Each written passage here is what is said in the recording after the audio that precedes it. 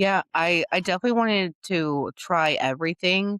So I took time to learn every single role because I think it's important for you to know and understand every single role.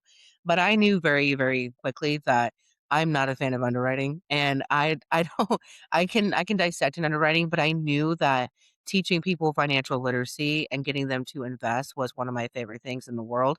And then also asset management. So those are my two main roles. Welcome to the Real Estate Pros Show, where we interview real estate investing professionals from coast to coast, as well as the service providers that serve the real estate investing industry. Our goal is simple: share what's working now to help you improve and scale your business to the next level and meet the pros that can help you get there. Real Estate Pros is powered by Investor Fuel, America's leader in helping real estate investors and professionals build the business you need to live the life you've always dreamed of. Let's start today's show. Property insurance for real estate investors doesn't have to be difficult, but it does need to be there to protect you when you need it. MyInvestorInsurance.com not only provides insurance at 15 to 30% cheaper than traditional agencies, it's built specifically for real estate investors like you. You can set up an account in about 2 minutes, get quotes on properties, turn on and turn off insurance for your fix and flip or rental properties in around 2 minutes without having to talk to anyone directly, all through our portal. There's no better way or faster way to make sure you've got the coverage you need to protect you, and no more lengthy policies either. Once you're set up, you're billed monthly and prorated by the day for however long your policy is active. It's powered by MSI, the third largest independent MGA, with 1.5 million customers and more than $1 billion in cumulative premiums written. Get set up today in about 2 minutes at myinvestorinsurance.com/fuel. Hey folks, welcome back to the show. Today's guest, Ellie Baxter, is a multifamily syndicator with 11 capital partners investing in North Carolina. She's based out of Sacramento, California. She's built a brand teaching people how to create freedom of time, and she shows her students that there's so much more to life than living for the weekends and hoping that a 401k will be enough when they retire. You can find her on Instagram at Ellie_Baxter with 2 R's, or on 11cpartners.com. Ellie, thanks for taking the time today. Thank you, Dylan, for having me. I would like to start this show by asking you how you got started in real estate. We were talking a little bit before hopping on the show here. I think there's an interesting story there. How'd you get into the real estate space? Yeah, I was 29 and I just got a divorce and I was broke. I hated my job. I was doing door-to-door sales and I was knocking on these like $4 million homes. And I knew at that point, I'm on the wrong side of the door and I needed to be on the other side. So I knew that real estate was the way to go. And so I started wholesaling, which then led me into learning how to do commercial real estate. So I invested into my education. I learned how to acquire apartment complexes, and I now own and operate over 900 units across the US. Now, you got into real estate in North Carolina, which for my money's worth, I haven't done a deal over there, but that seems to be like maybe one of the best markets. I'm sure there's a lot of people who say maybe that's the best market to get started investing for a lot of reasons. How did you get into the Carolinas? Yeah, so my first property was 384 units in Jacksonville, Florida, which then led me to a couple of syndicators and sponsors from networking because your network is your net worth, right? It's not about who you know about, it's about who knows you, right? And so through that, the floodgates open up and I met some syndicators who were closing on a property in Charlotte. And so they asked me, they saw that I, learned how to raise capital and brought in 1 million on the first deal. So they asked me to bring in capital on this deal in Charlotte. And so when that happened, I dropped everything in Seattle, put it into a storage unit that I'm still paying for. And then I moved to Charlotte and I learned how to acquire properties. I learned asset management. I learned capital raising, and I acquired a property every single quarter in 2024 just by networking and bringing value and education. Now, when we talk about diving into real estate, I mean, this sounds like, you know, rapid growth and a ton of momentum. How did you get into the on ramp so fast and then scale? You mentioned hundreds of units in, less than a few years. How did you scale so fast? Stop living on an island and join the #1 mastermind in America for professional real estate investors. Investor Fuel is a community of hundreds of the nation's top investors working together to build stronger businesses and better lives. In addition to the amazing community of real estate investors acting as a board of advisors for one another, Investor Fuel members have access to 100% funding on purchase and repairs for our members only, a health insurance program, and benefits and discounts that more than pays for the membership of most of our members, meaning it's actually costing you money to not be a member of Investor Fuel. If you're looking to scale your business and build a business that allows you to live the life of your dreams, please visit investorfuel.com today and book a call with our team. Yeah, it really was realizing that I am worthy of the success, and I think one of the things that we have that a lot of people are scared is that scarcity mindset and also, complacency, and I had been complacent for too long, and I've always wanted to create passive income, but I didn't know how, and I knew that the only way to do it was for me to actually do it and to become extremely actionable with it. So, I always say knowledge is not power, knowledge is actual power. And so when I spent the money that I did to get into the mentorship and learn, I was working 2 jobs, and I was like, "There's no way that I can fail. I need to make this happen." And so I changed my habits. I completely changed my mindset. I read the 5 AM Club. I read Atomic Habits, I started waking up at 5 AM every single morning, and I canceled my Netflix, Dylan. That's huge, right? I stopped watching TV. I stopped drinking, smoking, going out. All I did was focusing on this business outside of my W-2. Um, and, I networked, and that was what really helped me, honestly, too, was being around people that had the like-minded mindset, right? So that really was so empowering because it wasn't like sales where it's like who can get the first, door or deal, right? It's not cutthroat. It's truly about adding value and teaching people how they can change their life financially. So when I Yeah. knew that was, yeah, financial trajectory was a thing, that's when I knew that I could succeed in this.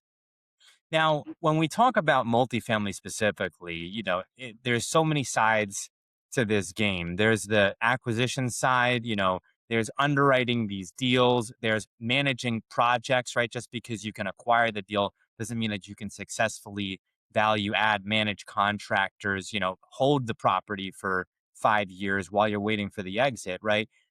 But then also you have the side of capital raising. And so, did you find a niche in any one of those places, or were you a Swiss Army knife of multifamily investing? Yeah, I definitely wanted to try everything. So I took time to learn every single role because I think it's important for you to know and understand every single role. But I knew very, very quickly that I'm not a fan of underwriting, and I don't I can dissect an underwriting, but I knew that teaching people financial literacy and getting them to invest was one of my favorite things in the world, and then also asset management. So those are my 2 main roles. I grew up living in apartments my whole life, so what better person to asset manage a property, right, that someone's lived in them forever. So that's what my 2 superpower strengths are, is learning how to teach people how to invest and change their financial trajectory and then asset managing the property.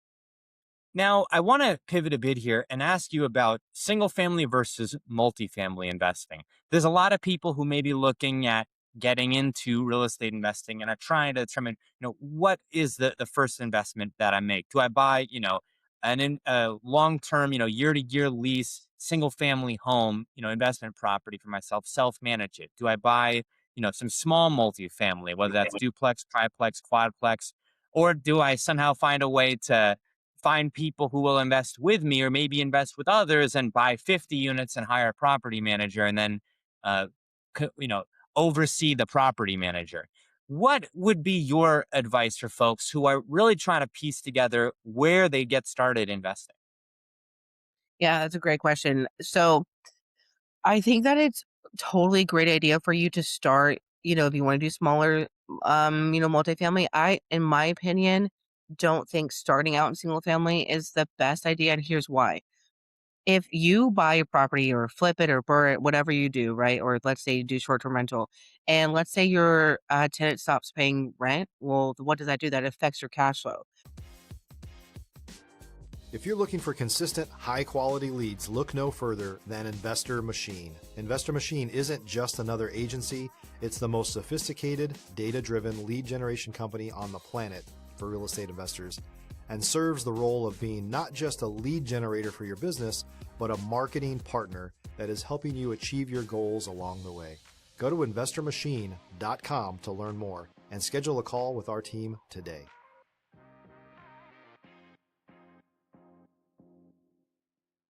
But if you buy a property that's like 5 units up to 200, 300 units, and let's say 10 people move out, your cash flow is still very, very strong, right? And so my first thing that I did and what I recommend other people to do, and I've actually had some of my students do this, is house hack. So buy a quadplex, seller finance it, owner financing. That's super attractive, right? Creative financing, or small DSCR loans if you have it, or team up with somebody that might be able to help you with that. But if you don't have really a lot of cash down, then you could do seller financing and buy a quadplex, house hack it, so you pay less in taxes, live in it for a year, right? And then you're not paying the mortgage because you have 3 other people living there. You can self-manage it or, charge 2% for somebody to come in and help you with all of that, and then move out in a year and then get someone else to do that. And if you repeat that quite a few times, I have about 4 or 5 people that I know that have done this and have become financially independent in 5 years. So if you start out on that single family space, I would try to maximize that single family home as much as you can. If it's pad splits or, doing something that you can, charge for per room or, something like that. That way you're making a lot more money than just doing a one-time short-term rental or a burr. Because Now, for me, it's like working smarter, not harder, right?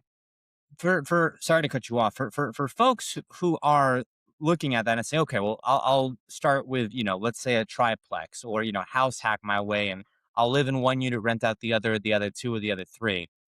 They've still got to come up with a down payment in order to do that. And that can be very challenging for folks who are already struggling to potentially make ends meet.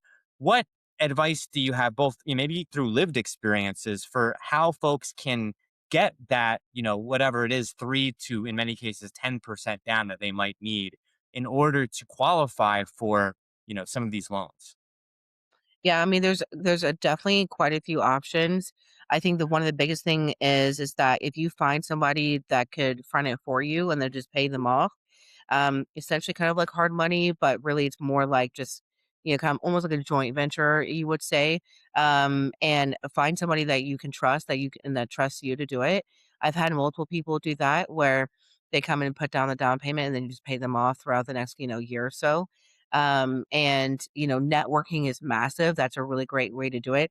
I have found um so many people that have succeeded doing that. And so that's one way. Or if your credit is not terrible, you can also do, some sort of loan options. There are so many people that are like for you, Dylan, and your real estate agent. There's a lot of cool ways now that you could do like 0% down payment, or you can do a very small amount of down payment. Your mortgage might be a little bit higher, right?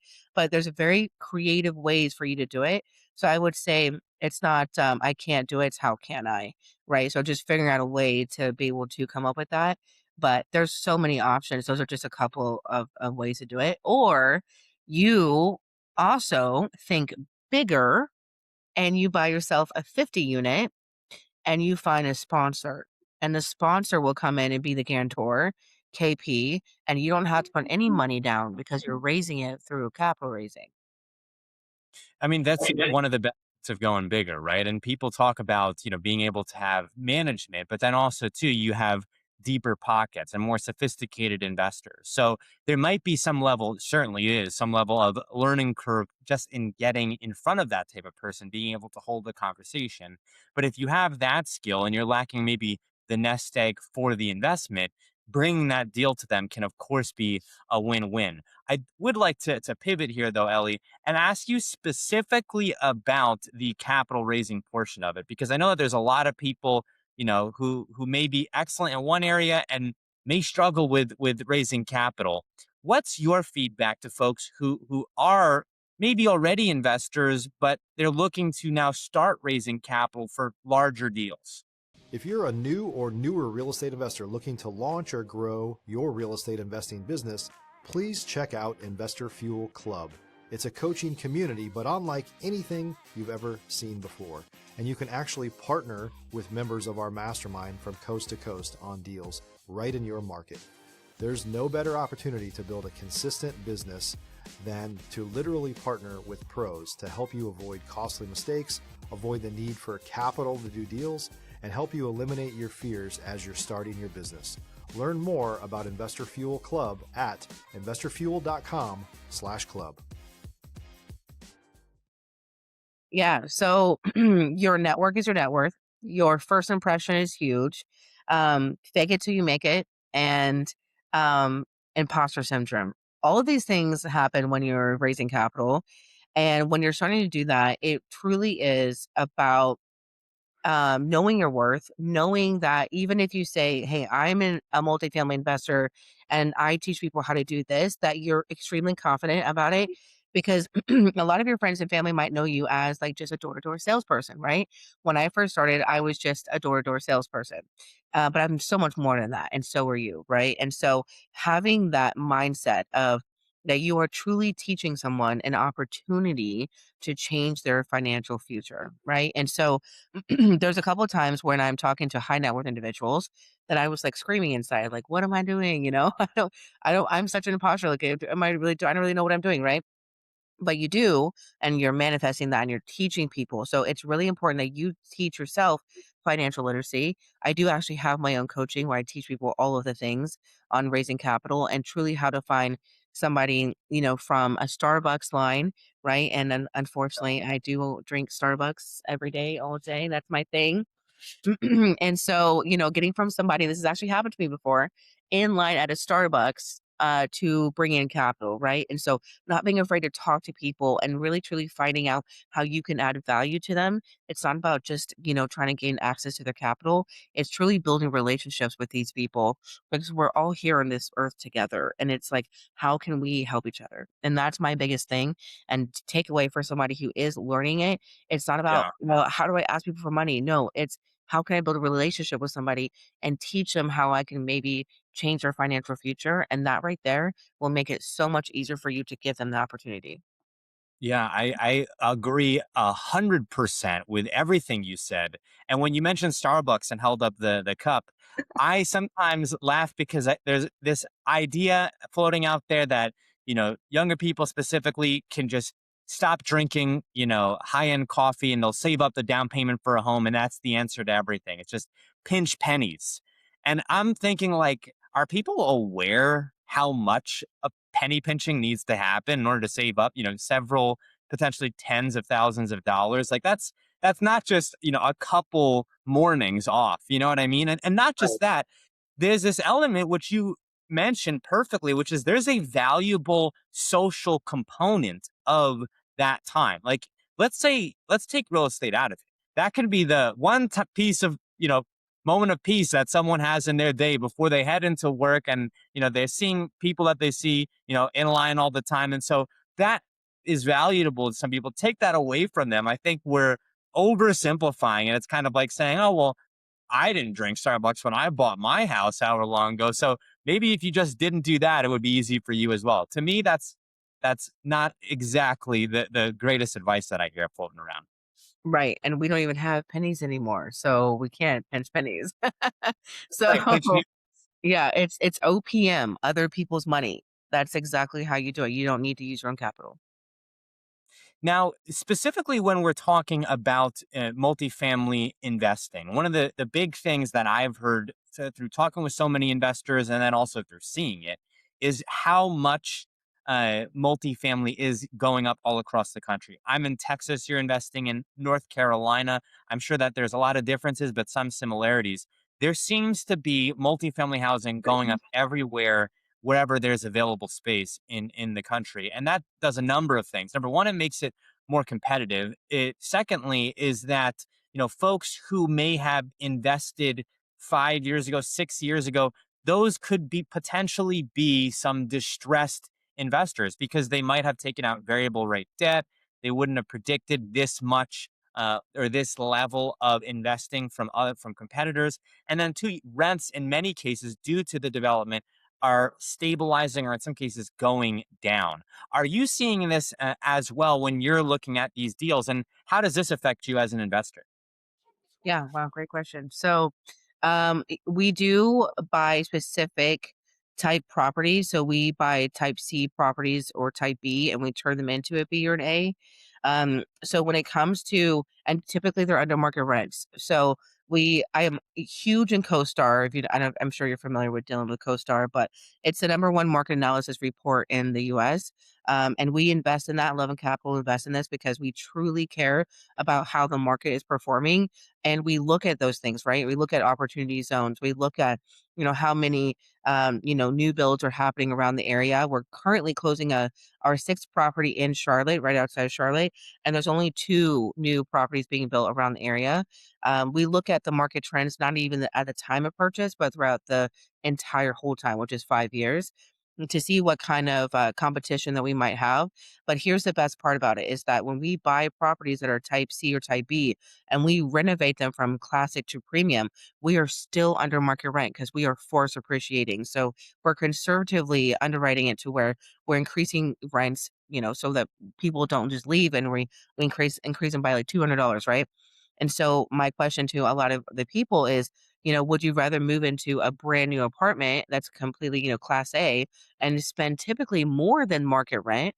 Or would you rather live in a class B property that has been renovated and you're still paying under market rent? Right. So there is a method to our madness, and it allows us to be extremely successful. And our properties are always at over 90% occupancy. So our current property is 99% occupancy. So that has a huge, advantage point as well when it comes to competition and opportunity zones and whatnot, because there's a huge demand for that specific apartment.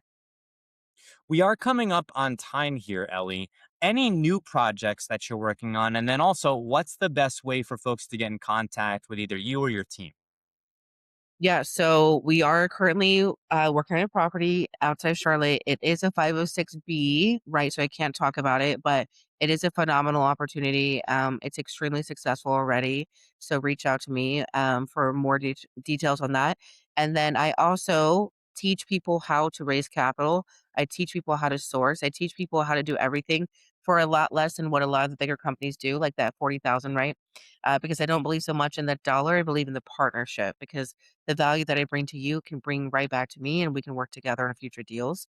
So if you are looking for an opportunity to get on your first GP deal, you want to be an active partner, you want to make a lot of money and become financially independent while also simultaneously teaching other people how to invest and make money as well, then reach out to me as well. You can email me, you can text me, call me. Um, I think you already gave out all my information in the beginning. So it's my Instagram. I can also give you my number, whatever. I give out Go my ahead. number to everybody. Go ahead. Plug it. Okay, it's 984-789-7586. If you go on my LinkedIn, my contact information is there too. My LinkedIn is just Ellie Baxter. Ellie, thank you so much for coming on the show today. Thanks for your time. Thanks for joining us for today's Real Estate Pros Show. You can learn more about the amazing benefits of the Investor Fuel Mastermind community, including surrounding yourself with hundreds of other rock stars, 100% financing for your deals, and members-only discounts from vendors you're likely already using that, as a member of Investor Fuel, will save you more than the cost of your membership. Visit investorfuel.com to learn more.